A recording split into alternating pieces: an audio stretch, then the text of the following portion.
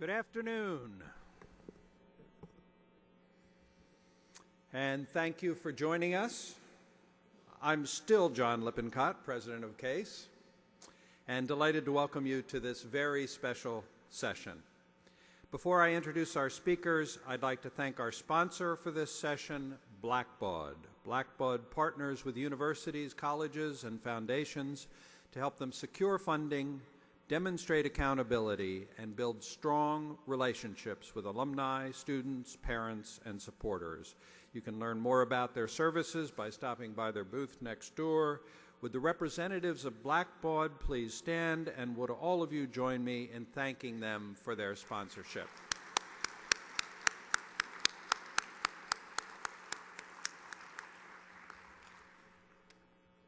Now it's my great privilege to introduce this afternoon's keynote session, featuring an unscripted interview with one of America's leading philanthropists by one of America's leading journalists.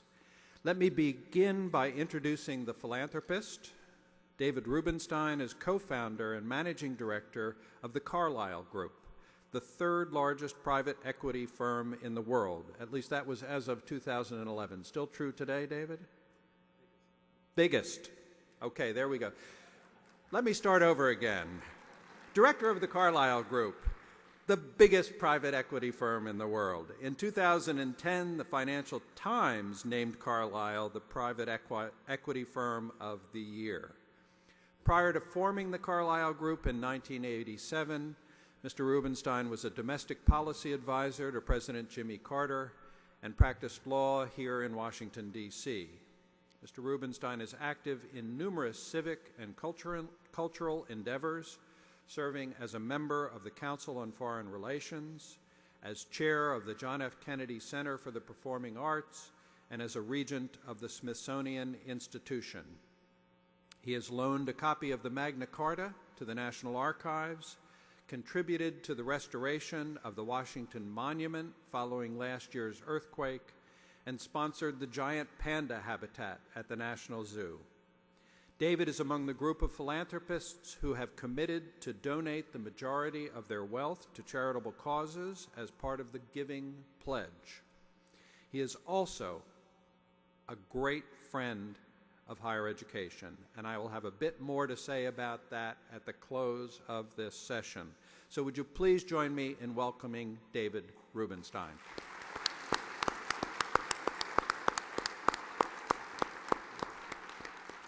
And now I'd like to introduce our journalist. For millions of commuters like myself, Bob Edwards was our co-pilot. From 1974 to 1979, he accompanied us on our evening commutes as the co-host of NPR's news magazine, All Things Considered. He then joined us on the morning commute as host of Morning Edition for 25 years. In 2004, he signed on with Sirius XM Radio, where he hosts the Bob Edwards Show and Bob Edwards Weekend, which airs on public radio stations. Bob is the author of 3 books and has won a George Foster Peabody Award for Excellence in Broadcasting, as well as the Edward R. Murrow Award for Outstanding Contributions to Public Radio. In 2004, he was inducted into the National Radio Hall of Fame. And among all of his honors and distinctions, perhaps the most significant is that he has won 3 trophies in the last 6 seasons as first baseman for softball team Gang Green. Please welcome Bob Edwards.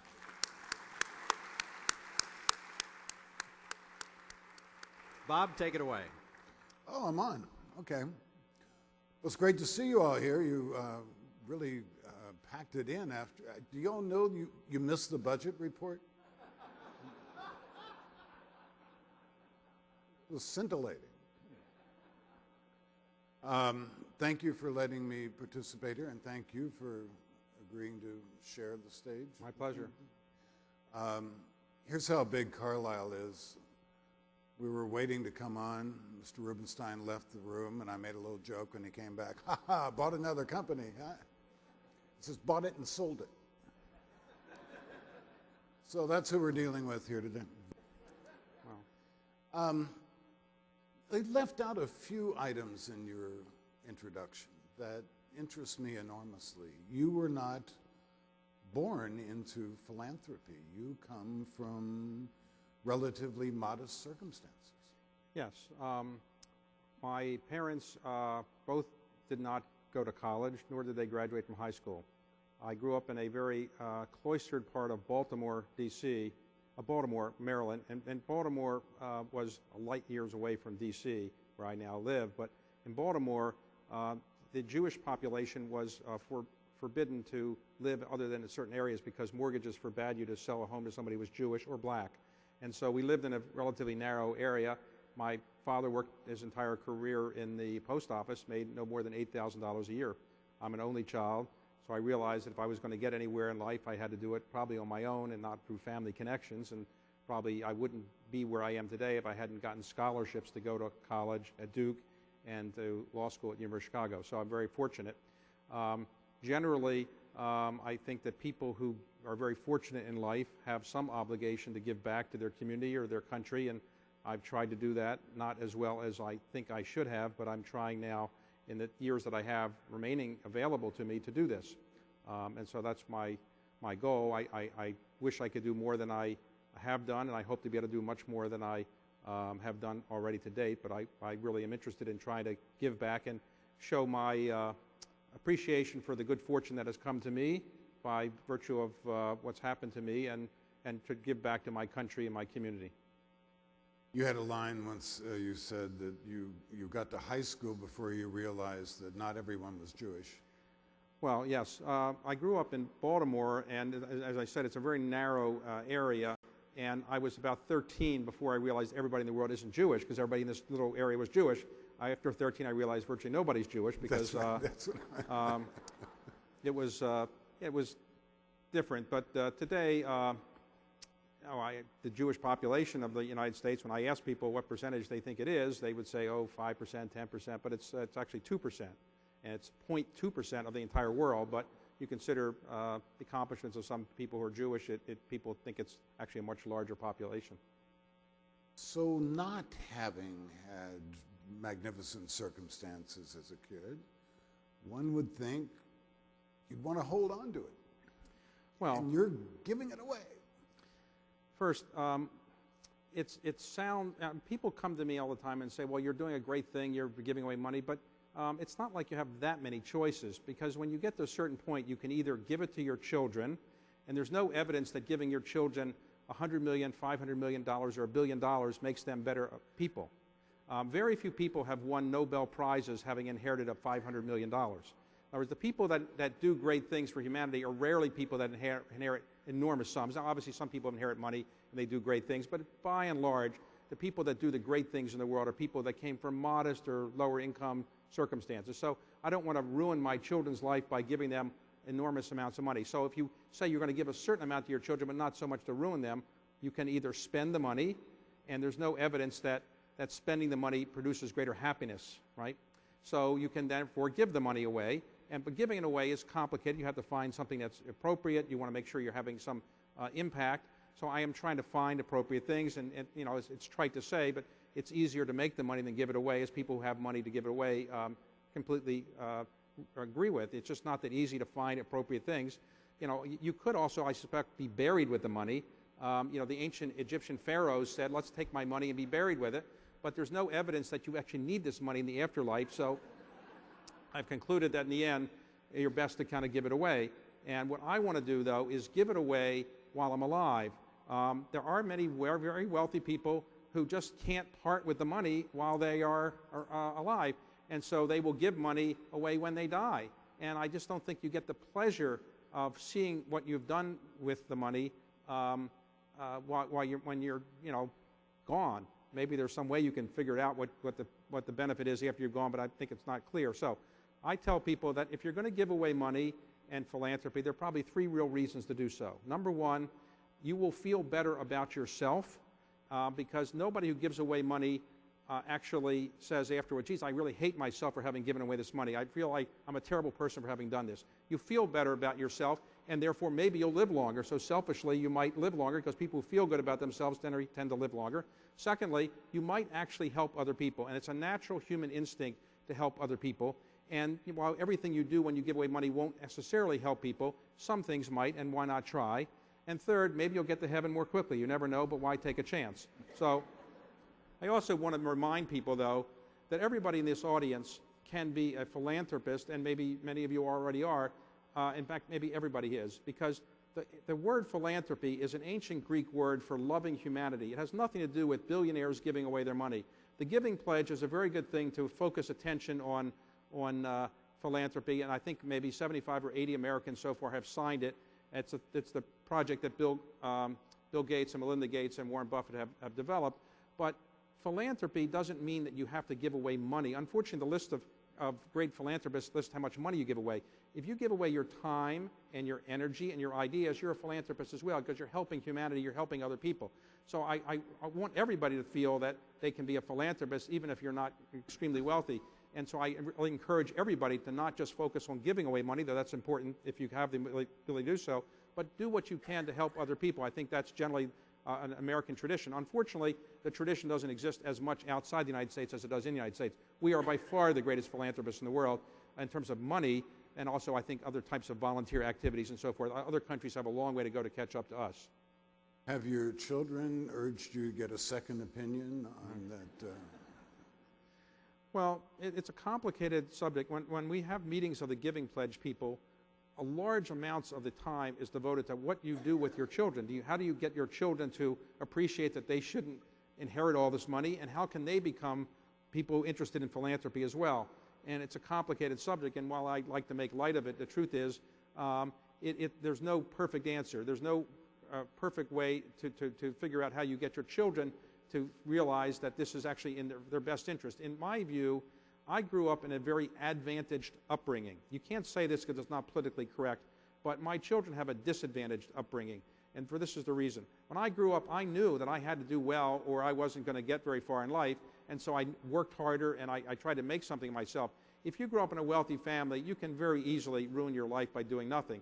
You know, your father or mother are probably going to take care of you for a while, and they'll just support you, and most wealthy families will probably support their children if they don't do very much.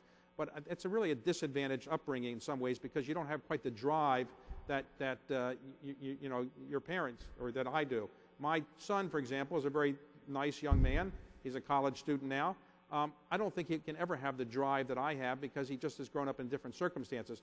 And driven businessmen, for example, rarely produce driven business sons because they just don't have the same drive. Now, it happens that there are exceptions, but generally you find that people who have grown up in modest circumstances are people who are generally changing the world, are more interested in doing it. In fact, the people in the Forbes 400, as one indicia, except for the people that married into it and the people that inherited the money, by and large, are people from lower middle class or modest circumstances who just worked very hard and got there, not people who grew up in large, wealthy families and made additional fortunes. That usually doesn't happen.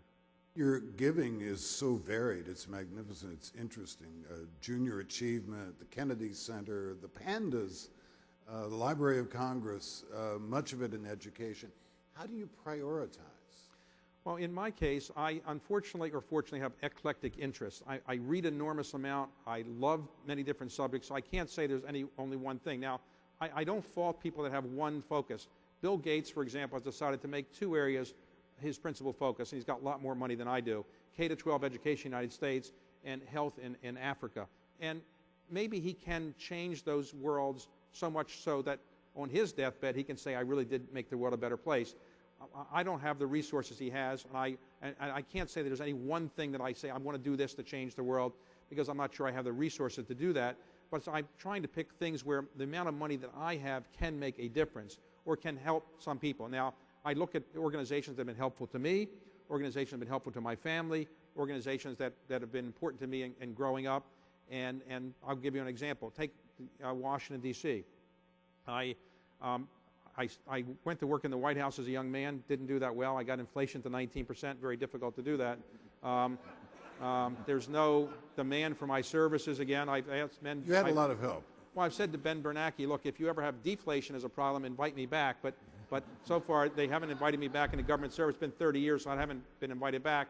But I did get a chance to work in the White House, and I built my company here. I raised my family here. I met my wife at the White House. So I felt I owe a lot to Washington. So I've tried to be involved in organizations here, like the Kennedy Center, the National Archives, the Smithsonian, the Library of Congress, National Gallery of Art, other organizations that are important to the life of this city. I've tried to give something back to them if I can, or the universities that I've been involved with. But I haven't yet said there's one thing I'm going to do, because I enjoy doing many different things, and maybe by doing many different things I can inspire some people to be involved more deeply in each of those subjects, and maybe the other people will give money to those same things that I'm interested in. Clearly education is important to you, and you feel a debt to Duke, your alma mater, where you were Phi Beta Kappa, and Chicago School of Law. Right. So what's the importance of education to you? Well, in the end, one of the documents that I bought is the Declaration of Independence. And it's a document drafted July the 4th, or approved on July the 4th, 1776, and it has the most famous sentence in the English language. It says, "We hold these truths to be self-evident, that all men are created equal, that they're endowed by their Creator with certain unalienable rights, that among these are life, liberty, and the pursuit of happiness." Now, what does the pursuit of happiness really mean? Well, it's a lot of different things. Jefferson had many different views on what it meant, but I think to be happy, you have to have health, and you should be able to pursue a life where you can feel like you've achieved something and you've made your existence on the face of the earth justified. And I think it's very difficult to achieve what you can achieve in life and make your existence justified without appropriate education. Now, there are some people that have famously dropped out of college and done quite well. Bill Gates is an example, or Steve Jobs is an example, or Mark Zuckerberg. But the truth is, those are 1 in a million. For most people, and good education and a degree means something very important in life, and I think it's important to try to support institutions that really make our country so unique. And so education has been important to me. Without my education, I would be probably doing the same thing my father did. Not that it's a terrible thing, but it wouldn't have enabled me to do the kind of things I now think I can do. I am very upset when I read that some people say people shouldn't go to college because they might not make as much money as if they just worked.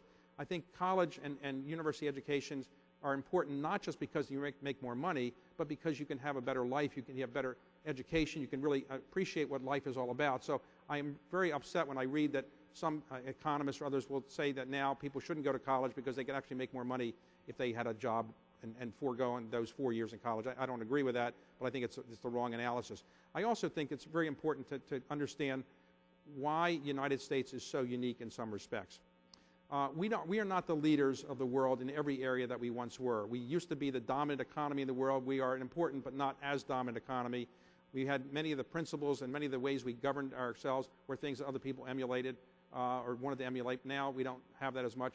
But I think as I go around the world, and I go to about 50 countries a year, what people want more than anything else is an American university education and American university degree. Because the university system we have is by far the finest in the world, and I think that it's a national treasure that we have, and I think that we should pursue that treasure and make it as good as it can be, even better than it is.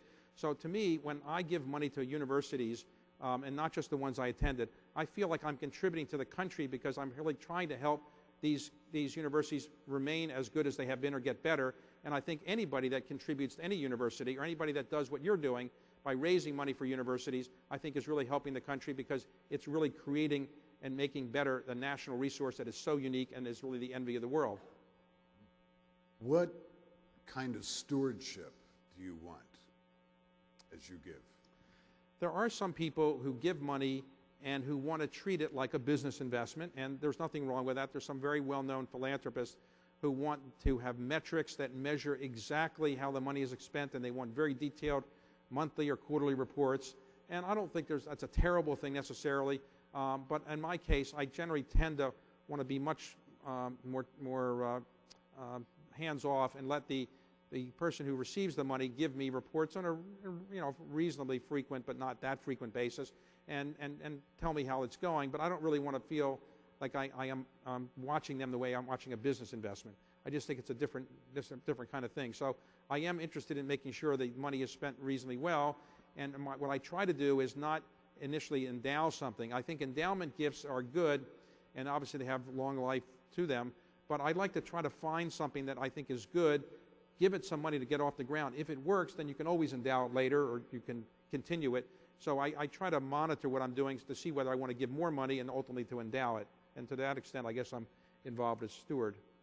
Let's take your alma mater, for example, Duke. What did you feel Duke needed from you? Or did Duke tell you what they needed from you? Well, I should, well, in Duke's case, I was asked a couple years ago to help them with some public policy facility they needed, and then I got more involved in the university. I hadn't been that involved, and in building my company, I was pretty tunnel visioned, and I really didn't get deeply involved in philanthropy until I hit the age of 54, which you could say is old to get involved. But when I hit the age of 54, I realized that I'd lived, based on the law of averages, about 2/3 of my life, and I didn't want to get to my deathbed and then say, okay, here's all the money to my executor, give it away. I wanted to give it away in the remaining third, and so I decided to spend the remaining third of my life spending a lot of time on giving away the money. In the case of Duke, it had given me a scholarship to enable me to get to a position where I could go to law school, and law school gave me a position that I could go do the other things I did. So I felt I owed them something, and when they've asked me for certain amounts of money, I tried to be responsive, and so there were certain areas that I was trying to be helpful to. But one of the things that I try to do in philanthropy is not just give money. I try to give my own ideas and try to help with other things. And one of the things that I've tried to do is actually ask other people for money for these institutions. Here's what I mean. Many philanthropists do not like to ask other people for money. They were willing to give money, but they find it harder to ask other people for money. And in my business, I built a business where I would ask other people for money. It was for a business investment, but I would ask people for money, and I got used to it over 25 years learning how to do it. So I felt maybe I could take that skill and use it as well in the nonprofit area. Now, asking people for money for business investment is different because you're giving people, theoretically, a return on their money, profits. What you're giving people in the nonprofit area is more ephemeral. It's, maybe you'll get to heaven more quickly, maybe you'll feel better about yourself, maybe your school will be better and you'll be happier about it. But in any event, I tried to take whatever skills I had and put it in the nonprofit area. So I agreed to be, for example, the co-chair of the Duke University Capital Campaign, the co-chair of the University of Chicago Capital Campaign, the chair of the Kennedy School at Harvard Capital Campaign, and the co-chair of the Smithsonian Capital Campaign. Now, nobody in his right mind should probably chair more than one capital campaign. So I'm doing 4 of them, and there's another about to be announced as well. I try to help these institutions by not only giving money, and obviously if you're the chair of the capital campaign, you've got to give a fair amount to set an example, but also to try to help get other people to give money, and by willingness to ask, it's one of my contributions, I think, as well. So you call up, you say, hey, Buffett, let's go together on this endowed chair. He may not be the best person to call up because in his case, he has decided to give virtually all of his money to the Gates Foundation, but there's no doubt that asking for money is a complicated thing. And now, all the institutions that everybody here is represents, how many of your institutions actually have a course called fundraising? How many of you are at institutions where you have a course in fundraising? Is there any? Okay, a couple. Generally, if you want to learn how to be a fundraiser and ask people for money, you have to learn on your own. Usually, if you go to Harvard Business School or Stanford Business School or University Business School or Duke or Business School, people don't have a course in fundraising because it's generally not considered academically appropriate or something. But it is amazing how many people here have not been asked for money by somebody for a political, business, or nonprofit cause in the last month or so. Anybody not been asked for money or not asked for money? So most people in life and now in our modern society are asked for money or are asking other people for money, but we still treat it as a thing where people will say at the beginning, I hate to ask you for money. Well, you shouldn't hate to ask somebody for money. If you're willing to ask them, it should be for something that will make somebody happier, presumably. If you're asking them for money, you shouldn't be embarrassed about it because presumably you're asking because you think it's a good thing. And I think amazingly our society treats people who ask for money as somehow a different species in some sense. I think that we should elevate the people who are willing to ask people for money because maybe they're contributing more to society than people who are just writing the checks.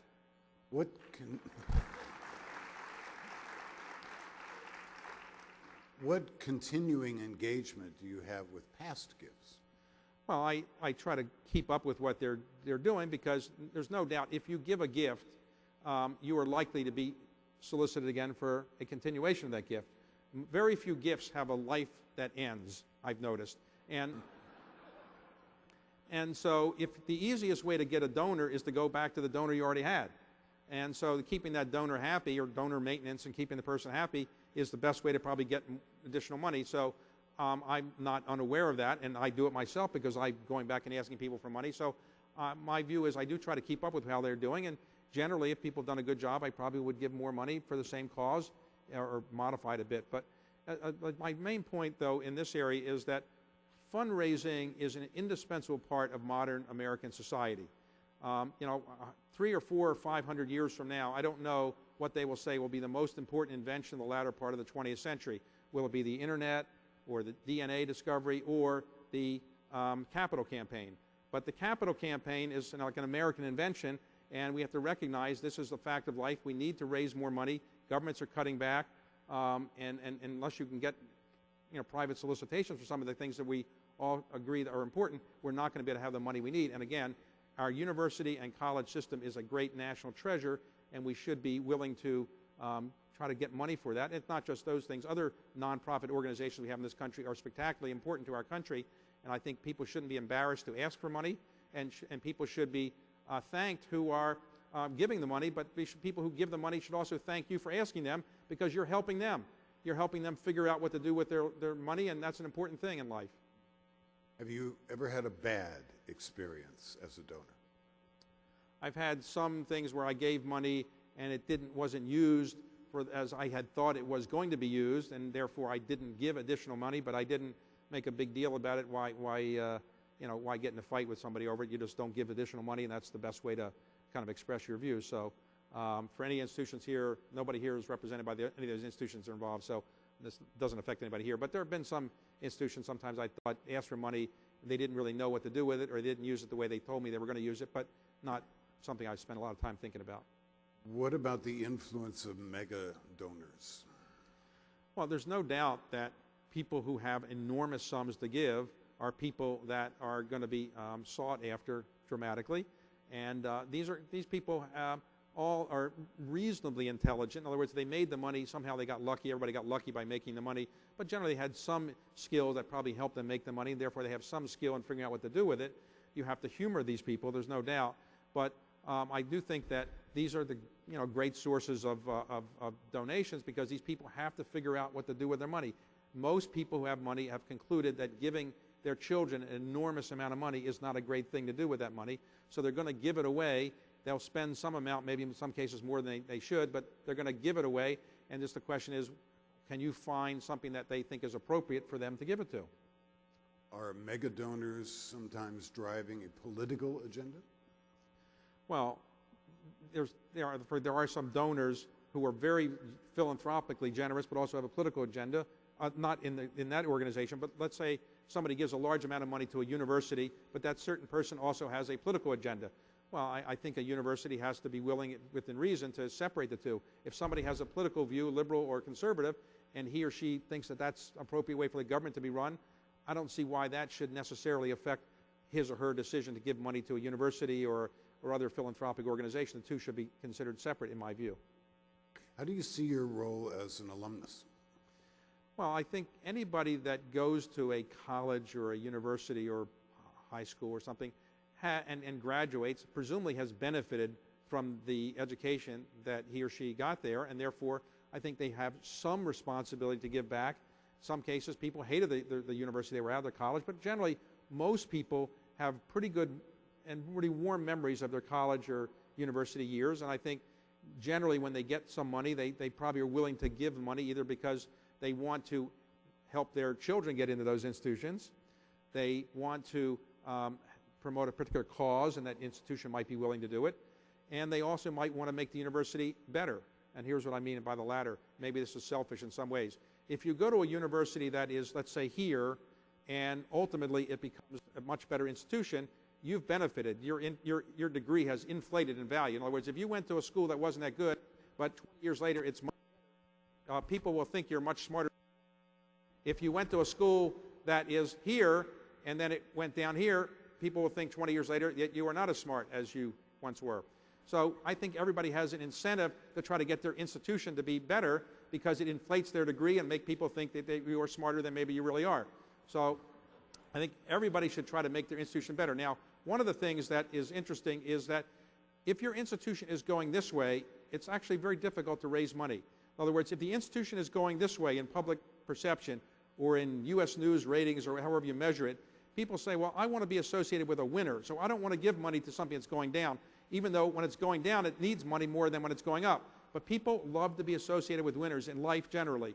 And so it's very important to try to convince people that your institution is doing reasonably well and give them the appropriate metrics that show them how it's doing well, but it will do much better if they were to contribute the amount of money that you're seeking from them. Would you like to be raising money for Penn State right now? Well, obviously that is a complicated problem, but that's a good example of a very good institution that has suffered. So, for example, if somebody, well, I analogize it to White Houses, for example. If you worked in the Nixon White House, you might be the most honest person in the world, but people won't necessarily think that of you. If you worked in the Kennedy White House, you might not be the smartest person in the world, but people will think you're much smarter than you are. If you worked in some other White Houses that didn't do that well, even though you were very competent, people might think you're not competent. So the same is true in universities. If you went to a university that had a reasonably good reputation, but then through a scandal like Penn State, people are now going to think less well of the university that gave you the degree, and it deflates your degree to some extent. So truthfully, Penn State people should find it somewhat easier to go out and try to raise money because among alums, they've got an interest in trying to make people think the university is better than maybe other people currently think it is. But that is a complicated situation. There's no doubt that trying to raise money in the face of that is difficult, but it's essential for the university not to allow this to go down. Are you in touch with classmates? With? Your classmates. Are you in touch with your classmates? Classmates, I'm sorry, I didn't hear you. Yes. When I went to college, I was the last person anybody thought would ever amount to anything, probably. I went to Duke University. I was not a basketball star. In fact, I got cut from my intramural team, and there were only 4 other players on that team. So it was very difficult to do, but they concluded that 4 players would be better than having me on the team. So when I sat there for my commencement, the last person anybody thought would ever get anywhere would probably be me. And so now I found that I did better than anybody thought. And I went to my 40th reunion, and they allowed me to speak at it. And I said to everybody, look, you don't look at all different than the day we graduated, but I didn't recognize a single person because they all were older and grayer, a little stouter and balder and so forth. But, I've kept up with some of my classmates, and my law school classmates I have as well. But clearly, when you're 40 years out of college or, almost 40 years out of law school, you find it's difficult to keep up with classmates and so forth. So I wouldn't say my closest friends are my classmates, but I do keep up with them. What do you want to hear from your alma mater? Well, everybody wants to have an alma mater that makes them proud to be associated with it. So you want to see the university doing well academically, doing well and having students be pleased to go there. I measure this, there are many different ways to measure success of a university. I measure it to some extent if people call me and say, can you help me get my child into that university? Because that means that people really want to go there because their children really want to go there. I want a university that I'm associated with, and I give a fair amount of money to universities that I didn't go to because I think they're national treasures, and I want them to do as good a job as they can in the areas that I'm involved with and trying to make themselves indispensable to the country in the area in which they might be focused. Are you engaged in social media involving your universities? Well, I am a last adopter, and so I'm just getting around to cell phones, and probably I get people all the time who say they want me to hook up with them on Facebook or LinkedIn or so forth. I don't respond to them because I don't know how to do that, and I don't want to spend all day doing that stuff. My biggest regret, though, is that my daughter, she went to Harvard College. She met a young man there, and you never know when your child goes to college what they're going to show up with and they're going to bring home. But she showed up with a young man who was terrific, and now my son-in-law, and he realized what business I was in, and he said to me after he met me, would I like to meet his roommate from high school at Exeter, a boarding school. And he described this roommate to me, and the guy was going to build a company and drop out of college and then raise some money. It was Mark Zuckerberg. And I said, no, I don't think that idea is going to get anywhere. I'm not that interested. So my ability to really understand social media is limited.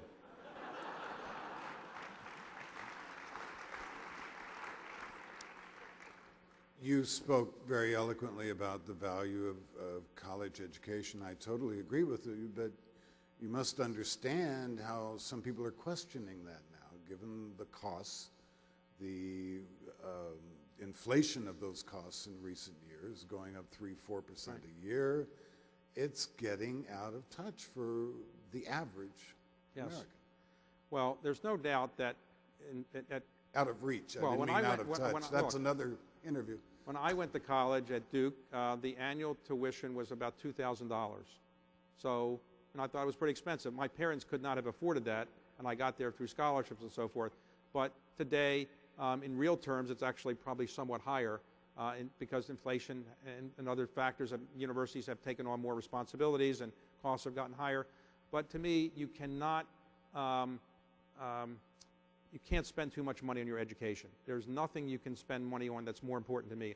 I am often amazed at parents that have money that say, I will only pay a certain amount of my children's college expenses. I won't pay anything for graduate school or something.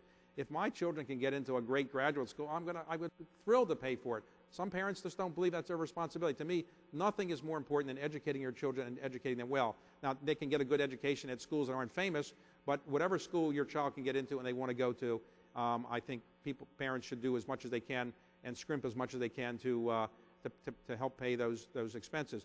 I realize that student debt is very high now and it's a burden, but in the end, as you live a normal lifespan, nothing will be more important to your overall happiness, I think, than having a good education and being able to realize the benefits of that education. So yes, it's high, it's very expensive. People have to borrow money. I had to borrow money to go through college. I had to work through college, and I had to also get scholarships. But I think it's indispensable to my life. And so yes, I wish college were cheaper. I wish it were for free.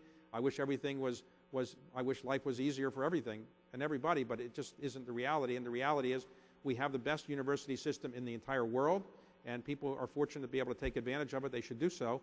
And while it's going to cost money, it's the best money they will ever spend. But so many students must get loans now, and you graduate, you reach this wonderful day, and you get to launch your life, and you are already in the hole. Life isn't fair, and life isn't always wonderful. However, the alternative is to not have an education. And I think not having education is far worse. So yes, I wish student loans in some colleges now, Ivy League schools, by and large, when they give financial assistance, don't have loans anymore as part of it. And unfortunately, most colleges in the United States cannot afford to do that. So most people have to, if they need financial assistance, will take some loans. But I just think it's essential to people to recognize and parents to recognize that there is nothing more that you can do for your child within reason than educating them and letting them to get educated well. And if it costs money and you have to borrow money, I think it's an important thing to do. What else are you going to do with your money? How many houses do you need? How many cars do you need? What else can you do with your money more than helping to educate your children? There are a couple of microphones out here, and be thinking of questions. I'll be going to you in 5 minutes or so, and so think about what you want to ask. I can argue that expense question both ways. I wonder, if we are expecting too much of universities, if what we expect of universities, if that cost is now just prohibitive. Well, there's no doubt that the cost is high, and there are people that argue that you don't need all the bricks and mortar, you don't need all the athletic facilities, you don't need to do all those things, and there is a movement, of course, to do a lot of education online, and time will tell in 10 or 20 years whether people get adequate educations by doing everything online. There are some pluses and minuses to that thought. I do think that the process of being physically together is a benefit to young people, and I think college education, as we now have it, can be improved for sure. But I wish the cost could be borne some other way. But I just don't think there is anything, leaving aside some major health issues, anything more important that you can spend your money on than getting educated. What are your views on entrepreneurship? Right. You took an enormous Right. leap yourself in this area. I got lucky. I read that an entrepreneur, on average, does something between the age of 28 and 37. It's like an entrepreneur's biological time clock, not unlike a woman's biological time clock. After the age of 37, the chances of your starting a company is reduced. Maybe like after a certain age, a woman's chance of reproducing is reduced. And so I got to be 37 years old, and I realized that I had not really started a company. My chance of doing it was limited, and I wasn't that good at the things that I had already tried. I had wanted to be in politics.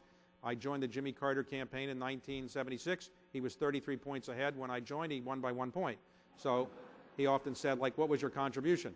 I went to work at the White House, and I wasn't that great at government either. 19% inflation, among other problems I did. And then I went back to practice law, and my clients, when I was saying I'm thinking of doing something else, they never said, no, stay practicing law, you're a really good lawyer. And my partners would say, when I'm thinking of doing something else, they always say, well, okay, well, when are you going to vacate your office? So I got the hint I wasn't a great lawyer. And so I got lucky, I started something. But I tell students all the time when I speak to students, and I try to speak to students as frequently as possible, high school students, college students, graduate students, and try to give them my perspectives on life for what they're worth. And what I tell them is experiment, experiment, experiment until you find something you love. And if you find something that you really love, it's a business or whatever it might be, a profession, you'll do well in it. If you don't love what you're doing, you'll never succeed and you'll never do very well. Don't do what your parents tell you to do. My mother wanted me to be a dentist. She thought that was the highest calling of mankind. I didn't really think so. And nothing wrong with being a dentist, but it wasn't something I loved. So I think you have to find something you love, and you might not find it until you're in your 30s. But if you find it and you pursue it, you'll do well. Most of the people who are in the Forbes 400 who built businesses had no interest in getting very wealthy, honestly. They wanted to prove their idea. They wanted to prove their company could do it, the invention they had was good. Money ultimately came. When I started my firm, I didn't really expect to make this kind of money. I just thought I would be doing something where I would build companies, I would enjoy it more than practicing law, and maybe I'd be better at it. So I encourage people to be entrepreneurs and try to do something. It's not for everybody. Some people want to work in large organizations and work their way up and so forth. But if you want to really be an owner, to change the world, I think you've got to really be more of an entrepreneur, a social entrepreneur or a business entrepreneur. And those are the people that are really making the world a better place in many ways. What roles do you see for entrepreneurs? Well, the entrepreneur in the business setting is a person who's coming up with a new idea that's going to change the business world and maybe the world. So Mark Zuckerberg or Steve Jobs or Michael Dell or Bill Gates came up with ideas, or Jeff Bezos, that really have changed the world in many ways, and I think made the world a better place and really helped our country a great deal. Social entrepreneurs have done the same in many ways. For example, Wendy Kopp has done an incredible job, built Teach for America. It was an idea she had as a Princeton undergraduate. She pursued it. Nobody thought it would work initially, and now she's built an incredible organization. There are many others like that. So, I think if you have an idea and you have an entrepreneurial bent, you're willing to take a couple years of trying an idea and telling everybody you it's not going to work and what a dummy you are for trying this, you should do it. I think it's part of the fun of life of trying to prove other people wrong. So people told me that my firm would never get off the ground. When I told my partners in law that I was going to do this, they all made fun of me and said, we'll have an office for you in a year or so when you come back. So, the challenge is trying to do something that people said you couldn't do. You worked in the Carter White House, but you're also pals with Bush 41 and 43. Yes. So are you bipartisan now, or nonpartisan, or where are you? Well, I try to be an American, and an American tries to do the best you can for your country. So knowing a president who's a Democrat or Republican doesn't make that much difference. I am apolitical. I don't give any money to politicians. My view is you just get in trouble giving money to politicians. So no political contributions. I admire people who become president, and I try in many cases to help them after they're president, or I know them from other things. But I'm try to be as non-political as I can. So I know Democrats, I know Republicans. It's unfortunate that in Washington today, if you hang out with Democrats, the Republicans don't want to talk with you, and vice versa. It was much better when you could be a Democrat and talk to Republicans, or Republicans talk to Democrats. I wish there would be more of that civility in Washington.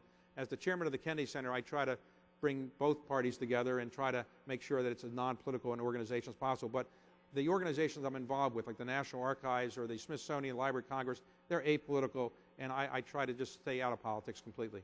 So you didn't buy that copy of the Magna Carta because Ross Perot had owned it?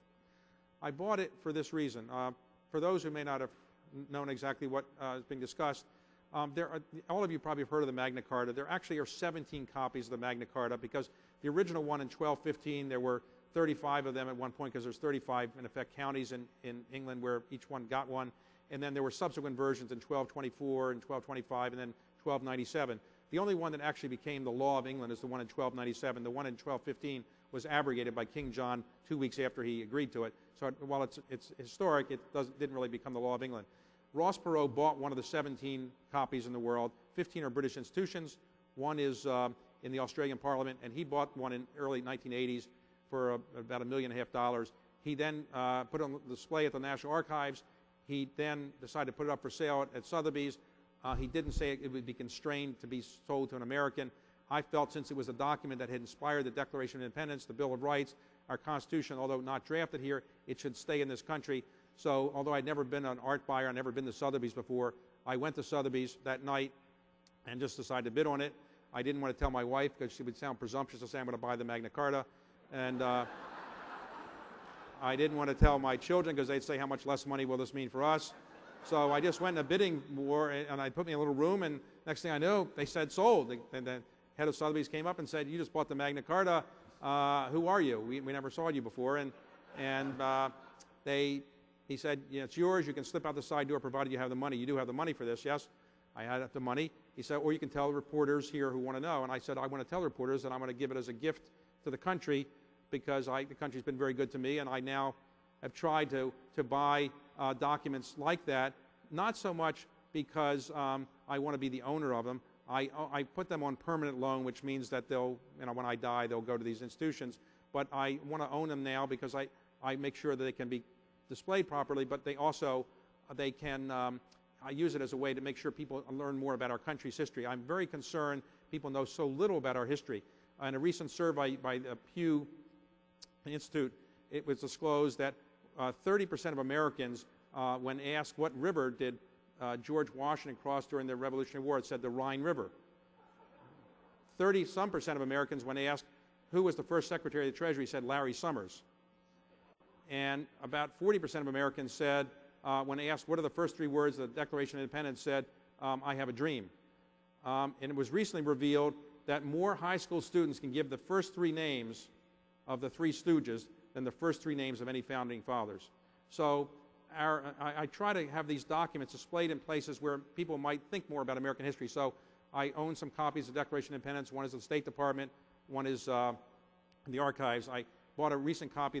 Recently, I bought a copy of the Emancipation Proclamation. It's the second one that I own. One is now in the Oval Office that the President has, because he's very proud of it, as I am, to have this document where a President really, it's the most important thing that probably a President ever did by the signature of his pen, the Emancipation Proclamation. And I will have another one that I'll be ultimately giving to the African American History and Culture Museum. So I like to have these displayed at places where people can talk about them and think about them, and really kind of, in my view, kind of help repay the debt that I have to the country. So I do many different things, and it's a modest amount of the philanthropy that I do, but it gets, a little attention.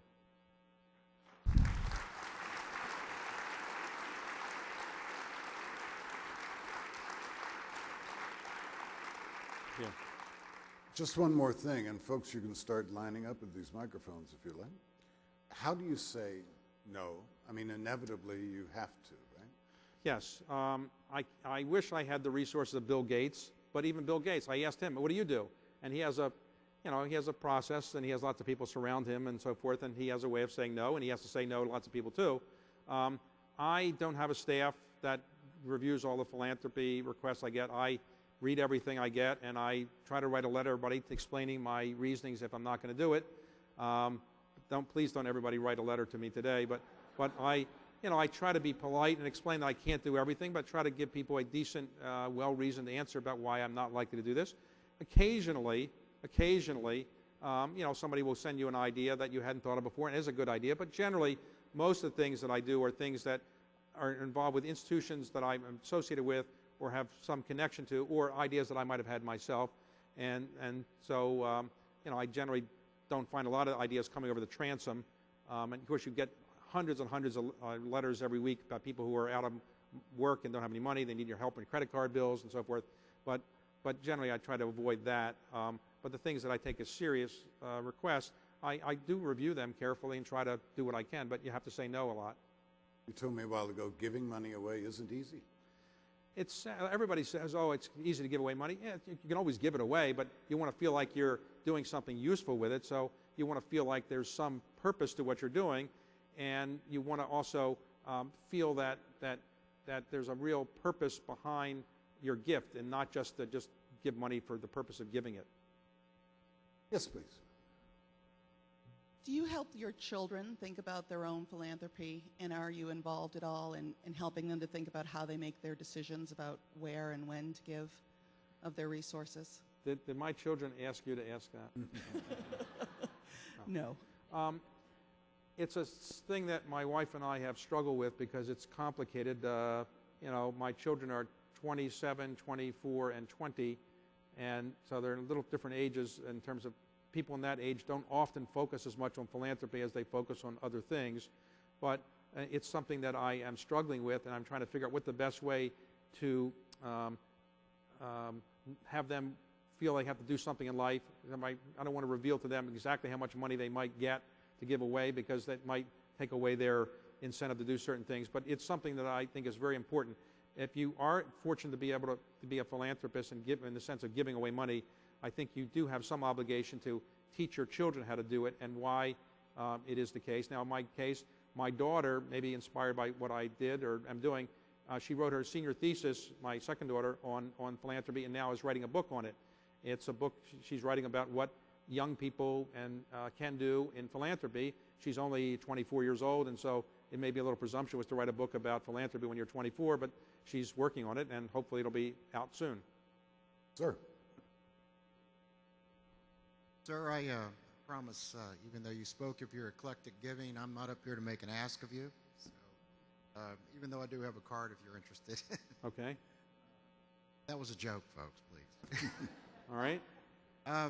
Many fundraisers feel that a donor needs a bit of cultivation Yes. before any real discussion of propensity or interest of giving is discussed. A courtship, if you will. I'm curious, as a businessman and a donor, do you appreciate a person who more quickly gets to the point? You mean cultivation? That's right. Well, very few people have come to me and I've given large sums to who I had not met before or hadn't been involved with an organization. So cultivation is, of course, important, and there's no doubt that when you're looking for large sums, a peer-to-peer request is helpful. If you're looking for a large amount of money, nobody who is a development officer is going to get by him or herself a $25 million or $50 million gift to a university. It's going to have to come from a request made by the chairman of the board of the university or the president of the university. So you've got to have more or less, or a person who's very close to that person who's the potential donor. A development officer, you can't expect a development officer by him or herself to pull off these gigantic requests, but the development officer can maintain the contacts and can give the person making the request an appropriate information. I think the most useful thing to me when I'm making a request is information about what the donor's interest is, what the donor's interests are not, what the donor has said before. So if you have good information, you can, at the right time, make an appropriate request. But cultivation takes a long time, and sometimes it can take 5 or 10 years before you get somebody to the point where they say yes. In some cases, that may be worthwhile. You may be lucky to get somebody who is relatively new and has some money and may give you a modest amount after 1 or 2 meetings, but generally it takes a long time before somebody's going to write a $10 million, $20 million, $30 million, $50 million check. Yes. Thank you, sir. I want to ask you, what would be your attitude to being a donor to African universities? Everything you have said is about the United States. Well, I am involved in Africa in a business sense, and my firm invests in sub-Saharan Africa, and I travel there a fair bit now for those purposes. There's no doubt that most people tend to give most of their money to their own country, though Bill Gates is leading the example of people who are giving money outside their own country. So I have received requests from international universities. I received a very large one today from a university in Europe, and I might well do that. But I wouldn't rule it out, but I'm not necessarily looking to make a donation at the moment, but I wouldn't rule it out. I'd say, you know, if you don't ask, you don't get. So I suspect the most likely people to give money to an African university, though, I suspect are wealthy business leaders in Africa, and as Africa becomes increasingly wealthy, I think that's going to be a large source of donations. But there are very few countries outside the United States where people have a tradition of giving away money the way we do in our country. We give away about 3% of our GDP, which is, you know, twice what any country, maybe 3 times what any other country does. So there's no other country that has this kind of depth of giving. But to answer your question, I wouldn't rule it out, and it depends in my own case on the circumstances, whether the university had some connection to what I was otherwise interested in. But I have spoken at some African universities, and I'm sure I'll be getting requests from some of them, maybe one right today. Yes, ma'am. Thank you. I'm Ellen Sullivan from Boston College. I was struck by your comments about the second generation.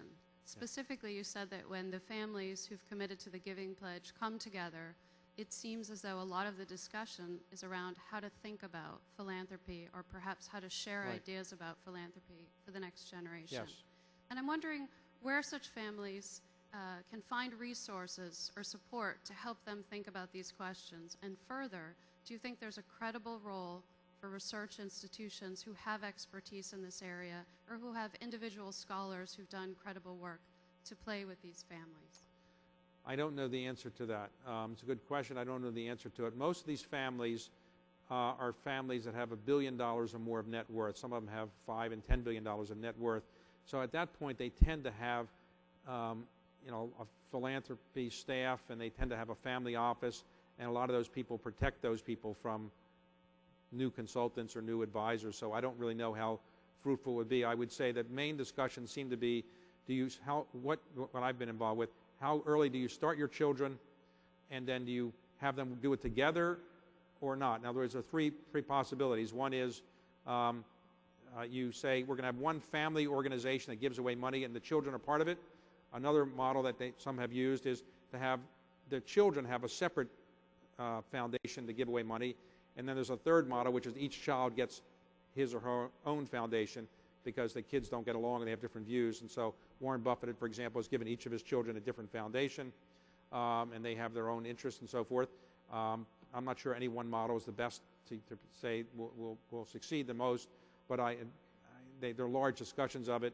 I don't know whether any of these families would be interested in having more expert advice on it. I just don't know. You told me you were on a panel with Warren Buffett, Bill Gates, and Melinda Gates. I didn't think I should be on that panel, as I kept saying. The Forbes magazine had a panel on philanthropy 3 weeks ago in New York, and it was Bill Gates, Melinda Gates, and Warren Buffett, who were the 3 biggest philanthropists in the world by far. There's nobody even close. And actually Steve Case from this area was on it as well. And you know, what they have done in philanthropy is revolutionized philanthropy. Philanthropy's been around a long time, and I mean in the sense of wealthy people giving away money in this instance, but they really revolutionized the focus on it. And I think a lot of the credit goes to Ted Turner. Ted Turner announced at one point he was going to give away $1 billion to the UN. He then chided wealthy people for not giving away more money, and a lot of Bill Gates' thoughts about this, Melinda Gates' thoughts, and Warren Buffett's gates really sprang from that challenge by Ted Turner. Oh, yes. Okay. I don't want to show off how perceptive I am, but reading between the lines, I get the impression you're very interested in education. In what? In education. Yes. And I guess you have to have some concern about the extent to which budgets are being cut, teachers are being laid off, and the conversation being you're paying too much taxes, government has to do less, rather than the flip side. Let's first define what we as a society needs, what our priorities ought to be, and then find the way to fund those through various mechanisms that are available to governments. With that dialogue becoming far more pervasive, polarization increasing at every election cycle, are you reconsidering, or have you given thought to the way to really have impact on society is to get involved in the political arena? We certainly see what the Koch brothers are doing with respect to defunding the world. what are your thoughts on that? And is it possible you may change? I am concerned about the cutbacks. I think since 2008, there has been I think virtually 43 of the 50 states have cut back some amount of education to higher education in those states since 2008. Last year, I think about 6 or 7 states cut back the amount to higher education in their state by about 15% or more. One cut it back by about 40-some%. So the cutbacks are very real, and they are being felt by the students that go to these universities that don't going to have the kind of facilities or teaching quality that they deserve. In my own case, there's never been a demand for me to get into public service since my previous experience, and I think probably at this point in my life I could probably help more from the outside. But I do feel that everybody should have some obligation to try to help make the situation better. I think I can do it better maybe by being on the outside, maybe lobbying members of Congress or state legislators or governors by asking to restore certain cuts or something like that, or making gifts myself. But I don't think I can get into the political arena directly. But of course, the reference you made to that family, they got in, they decided to fund certain things. There are people on the other side funding things. It's obviously it's a different world than when I grew up, where people didn't do those kind of things. It's just much more complicated. I don't want to say it's good or bad, but I just say it's much more complicated. I wish I had a solution for it. I don't know how to solve that problem. It's a sad situation, though, and people who want a college degree or university degree really feel that they're frozen out of their ability to get one, and increasingly that's the case. So I wish it were better. But what a political donor you could be under current Supreme Court rulings. You have more freedom of speech than most people, since they equate dollars with freedom of speech. Yeah.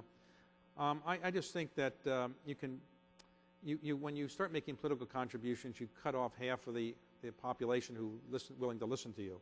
So if I start giving money to people on one side or another, I would have less influence with people on the other side. I think it's, for my case, better to do it this way. But each to his own. Sure. Thanks a lot. Hello, Mr. Rubenstein. My name is Darren Swain. I'm with Bowie State University, Bowie, Maryland. And I, first of all, just want to applaud you. I mean, you're such an inspiration with a lot of information you gave today, and I'm going to take a lot of it back to some of our donors and people like that who want to continue to give. I think you certainly serve as an excellent example of what should happen once you make it to the position that you've made it to. I wanted to just make a comment and then ask a question of you. I'm familiar with a program that you and your organization support, the Europe program, based in Washington, D.C., where you help mainly inner city kids to get the opportunity to get an education, a quality education at the high school level, then go on to Right. college.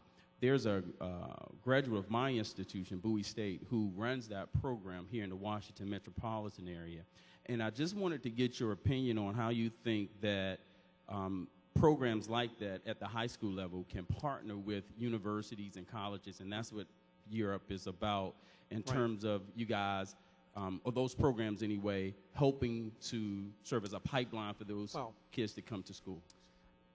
In the District of Columbia, very few of you live in the District of Columbia. I live in Maryland, but my office is in the District of Columbia. I just met with the Chancellor of the District of Columbia school system earlier today to talk about some programs where we could continue to help. And I've tried to do, and my firm has tried to do things, because in the District of Columbia, about 53% of the people that enter high school do not graduate in public high schools. 53% who enter do not ultimately graduate. Only 53% who do enter graduate. Only 53% who enter graduate, which is a too low a percentage.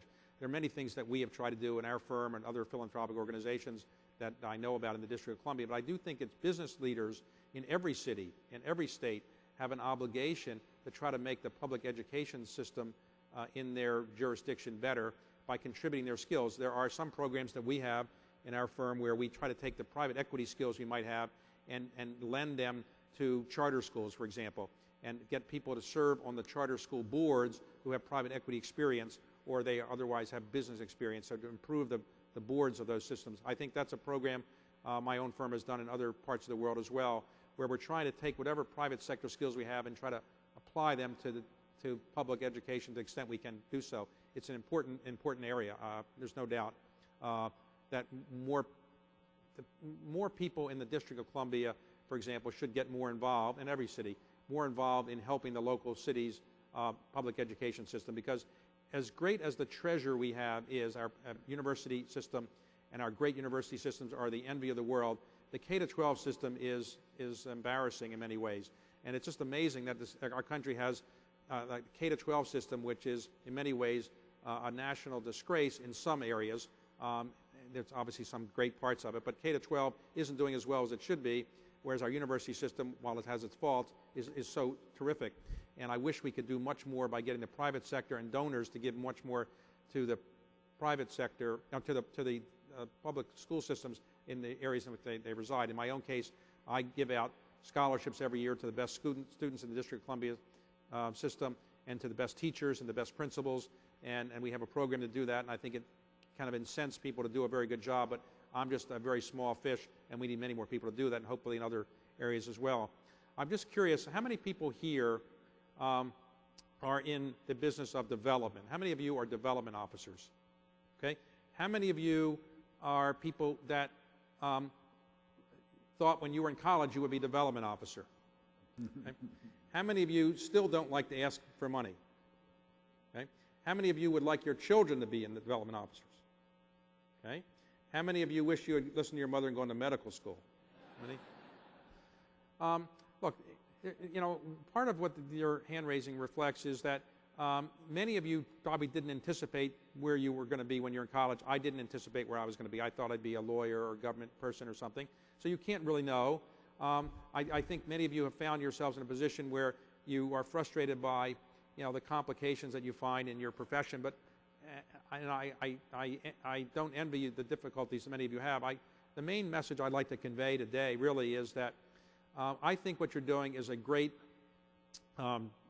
thing for the United States and for our country, because when you're making educational institutions and other nonprofit institutions wealthier and more able to fulfill their function, I think you're doing a great thing for our country. I think people should take great pride in their job, and I hope you all take pride in the fact that you are helping other people do what they should do, because when you're asking people for money, you're really helping other people do good things, and they should feel good about themselves, but you should feel good about yourself for what you've done. You know, in my case, I went into government initially because I was inspired when I was in the 6th grade by a speech that all of you probably heard about, and some of you may have lived through. It was a speech by John Kennedy, his famous inaugural address in 1961. And I was so inspired by that I decided I would go into government and try to make the world a little bit better, my country a little bit better. And before I got into government, I went to work for the man who wrote that speech with President Kennedy. His name was Ted Sorensen, the most gifted speechwriter probably that's ever worked in the White House. And I worked in a law firm with him for a while, and he helped me get some jobs in Washington. And in that speech, and then you go back and read it, it's now almost 50 years ago that it was given, I think the most impressive political speech ever given in the 20th century. What President Kennedy is most famous for is the line that says, "Ask not what your country can do for you, but what you can do for your country." That was intended to be the signature line of the speech. Like Churchill, Kennedy always wanted to have a signature line, and that became the signature line of the speech, and it inspired me to go into government and try to help my country. And I hope all of you, feel the same way, that you're all helping your country by doing what you're doing. But the end of that speech is also as memorable, and to me is even more important. And what he said at the end of that speech is, with a good conscience, our only sure reward, with history, the final judge of our deeds, let us go forth to lead the land we love, asking his blessing and his help, but knowing that here on earth, God's work must truly be our own. I think what you're doing is God's work. I really think that what you're doing to try to make the institutions better by having more resources is really God's work, and I think all of us are benefiting from it, and I really hope the people in your organizations appreciate the difficulty that you have and the important thing that you're doing. And to me, nothing is more important than the education we can give our children. I hope all of you who are involved in that take great pride in what you're doing for our country. So thank you.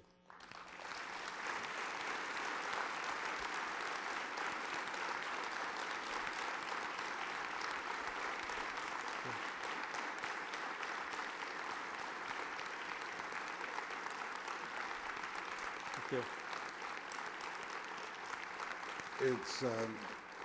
It's interesting. You would think the conclusion of a speech would be its most memorable, it's most important, and it's very, very seldom quoted, and it's so important to you.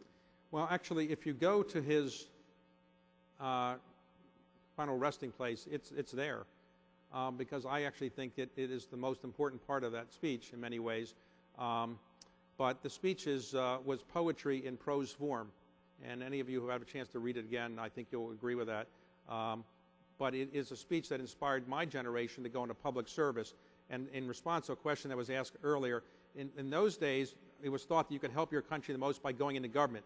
Now I think you can help your country the most in many ways by doing things outside of government. We're fortunate now with so many NGOs and other kinds of organizations. You can do a lot, and you can do a lot in philanthropy. But I think all of us have an obligation to do what we can to make the country a better place. And I think one of the most important things we can do is to make our educational system a better place and a better system, because it's got a lot of flaws. Even our best universities, Harvard, Yale, Princeton, Stanford, Duke, every one that I could rattle off, they all have their flaws, they all have their weaknesses, and so none of them is without need of improvement. But I do think that we should take pride in this education system we have at the university and college education level and try to make it even better than it is. But we've got to work on the K-12 too, because if the K-12 begins to crumble even further, the university system will ultimately follow it. Do you always wait to be asked, or do you pick up the phone, call someone and say, hey, I've got a great idea and I'd like to fund it? I take great pleasure in the things that I think of myself. Obviously, everybody thinks their own ideas are better than everybody else's ideas, right? So I'm no different than anybody else. So if I think of something, I will, probably think it's a better idea than somebody else's idea. So I do take pride in kind of coming up with some ideas, and I've done a number of those things and take a lot of pleasure in that. But probably that's a modest amount of what I actually do. Well, go ahead. Tell us what you're proud of. What? Of an idea you had. Well, I'll give you, take the thing I mentioned earlier. When I became the president of the Economic Club of Washington, it was a club that really was business people in the Washington area. It didn't really do that much for the local school system. So I said that I would put up the money to give scholarships to the best 2 students in every public and every charter high school in the District of Columbia. So we now do that, and we now give the scholarships to the best students as picked by the principals. And I guess it was an idea that I had, and I thought it was a good idea, naturally. So we've done that. But there are other things that I thought were ideas that would be good. And for example, buying these documents and then putting them on display in various places was an idea that I had. I'm not saying I was the only person who ever thought of that, but it was an idea that I thought was interesting, and I would try to do that. Everyone wants to know what your next one is. Well, I have some that we're ready to announce, but I think I just better not say anything right now. Not everyone is comfortable talking about this subject. You are.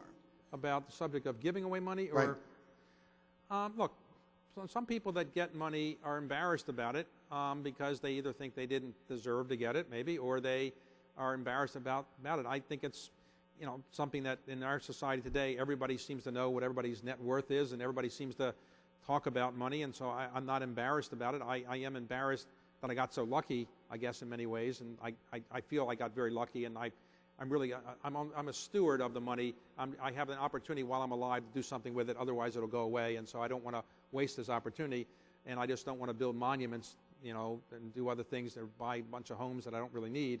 So I'm trying to do something useful for it, but whether I'll get to heaven more quickly or not, I don't know. We'll find out in time. Probably not. Who knows? I have some other sins. Junior achievement. That's been Yes. around a while. Don't hear much about it these days. You're one of its backers now. Well, junior achievement was something I participated in briefly when I was in high school. Some of you may not know this, but it's a program that's designed to help people learn a little bit more about business when they're in high school.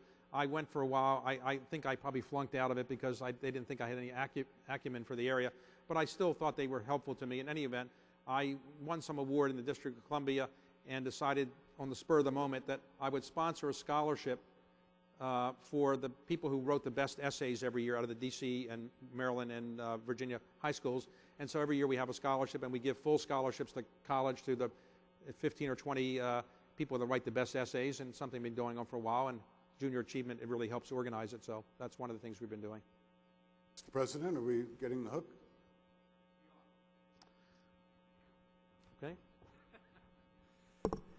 Well, listen, we could go on for another several hours here without question, listening to our two guests. But please, would you join me in thanking Bob Edwards and David Rubenstein? Thank you very much. Thank you, Russ. You did a very good job. Thank you. Thank you. Thank you very much. Thank you. Thank you. Thank you. Thank you. Thank you very much.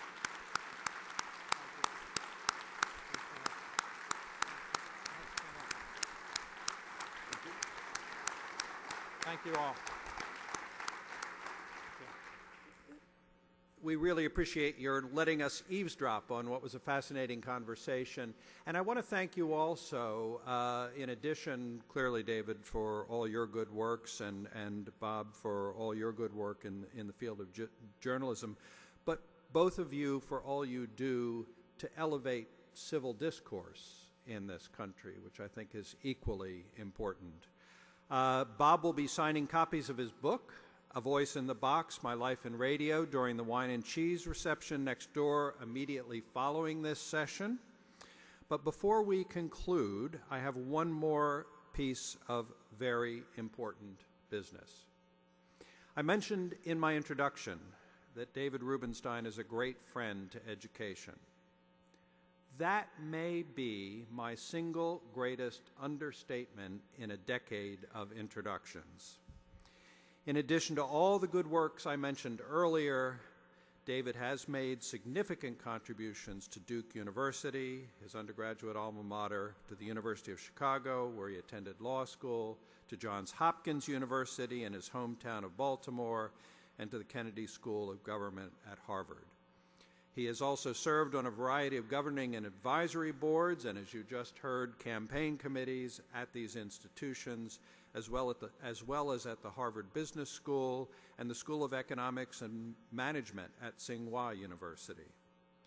A recent profile in the Washington Post noted that his big gifts to marquee institutions frequently aim to expand access and opportunity to young people in need of the same monetary and mentoring boosts that set him on course.